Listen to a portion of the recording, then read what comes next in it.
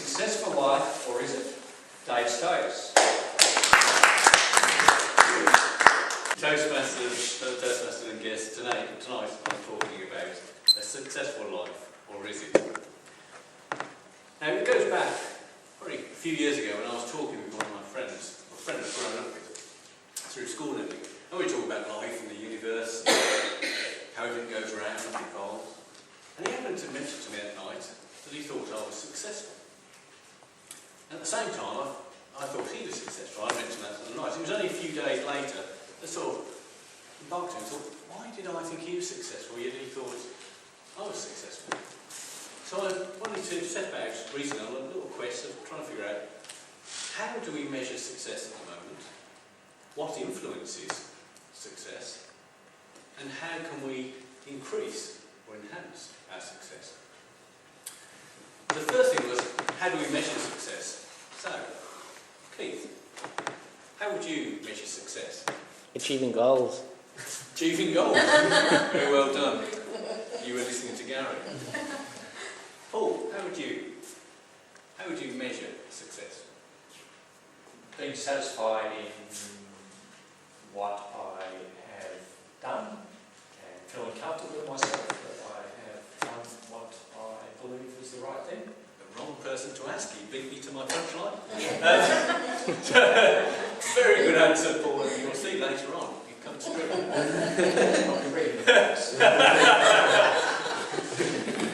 A lot of people measure success, and it's certainly true, I think, of myself and of my friend at the time, is determined by power, by wealth, by fame and fortune, as Gary mentioned with Kylie Minogue, who is, I think, very successful.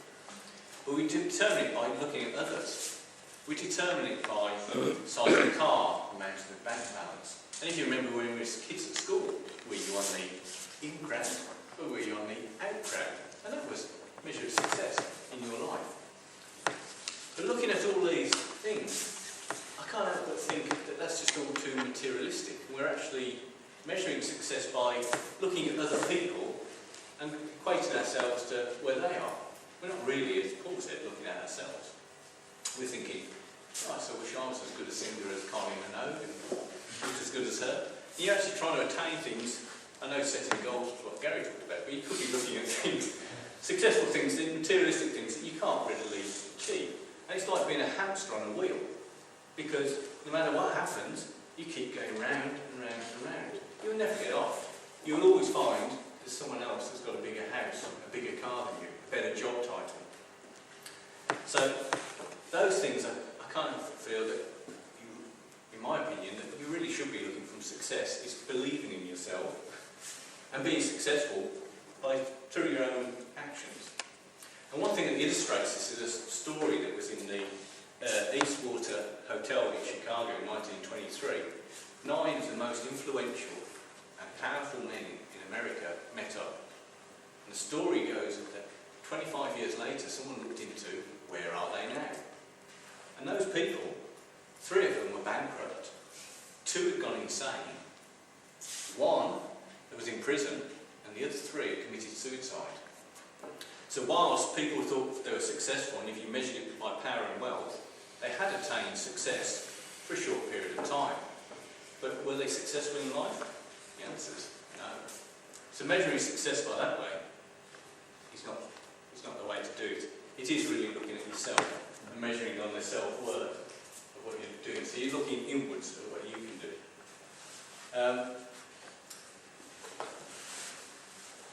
So you're looking at respecting others. You're respecting yourself, you're respecting others, you're respecting others' opinions. And I like the thing from Aikido that talks about, and that's a martial art, that talks about being a stone in the water. And that's more about blocks. But by respecting yourself but respecting others, if you're a stone in the middle of a water, you don't now try and stop everybody from thoughts and things and trying to change them to be your way of thinking. You stand there, you're quite happy and content with what you do. You know you're successful. You let things go around you. You may pick up things when you want to. You may shift your opinion. That's fine. You just let things flow around you. You're strong in what you do. So you have that inner focus. Now, what influences success? One of the things that was always considered as influencing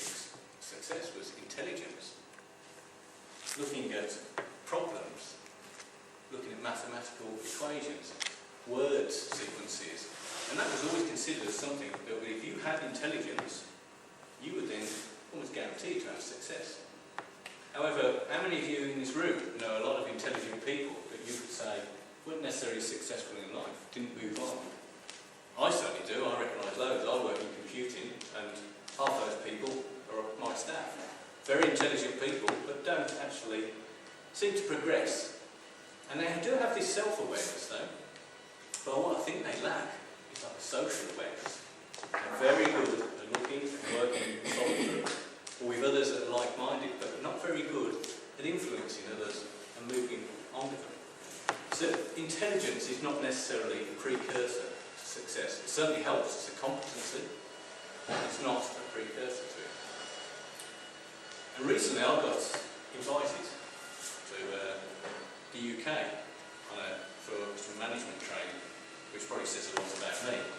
And it's on a subject called emotional intelligence, which is actually being looked into. It was pulled together by Daniel Gold in 1995, and it's based on a lot of psychological research that talks about the true success or true intelligence and do well in your life. You need to be self-aware, aware of your own actions, aware of your own abilities, and comfortable in who you are. And you can recognise success as just, attending Toastmasters for the first time, having confidence to go up and speak. That is success. But it's also having an awareness of other people. So you've got to be able to manage yourself and manage others. You've got to have the ability to motivate yourself and motivate others. But you've also got to understand and have an awareness of yourself and awareness of others. And this is all pulled together in what they call emotional intelligence. It's probably a fancy name for something, but it's a soft skill. And it certainly does improve people's success in life. And as an example, Shulman in 1995 did an experiment with some salesmen. And they took some salesmen that flunked the test to getting into a company. No way they would have got through. And they found out that these people that were selected because they were high on emotional intelligence, social skills effectively. They put them through a year at the company, and at the end of that year, these salesmen outperformed the average salesman of that company by 27%. They then took these same people and trained them further in emotional intelligence and more skills. The following year, they outperformed the average salesman in that company by nearly 50%. And this was highlighting the fact that to be successful, it can be learned. It's not just based on intelligence and qualifications and things that you go through. The thing that showed also that it gave people more optimism. They were very optimistic, they were very happy in themselves, they were very influential in the people around them. They almost had an aura, they brought everyone with them.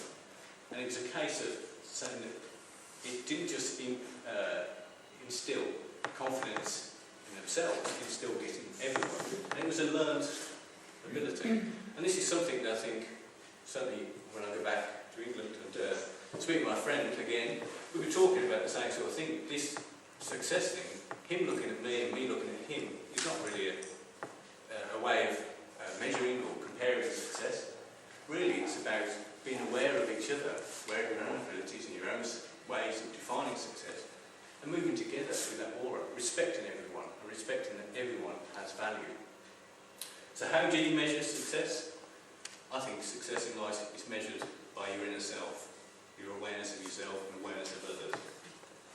What influences success? These soft skills, the awareness which has been collated together now and being called emotional intelligence. And then finally, how do we improve the success? Is through these being awareness, creating a harmonious environment in which you respect everyone, understand their beliefs, understand how they work. And these skills are going to come more and more to the front as the world increases and cooperation is required. And I think I'd just like to leave you on a fantastic quote that embellishes the whole thing. That was from President Lincoln, and he said, "Honour is better than honours."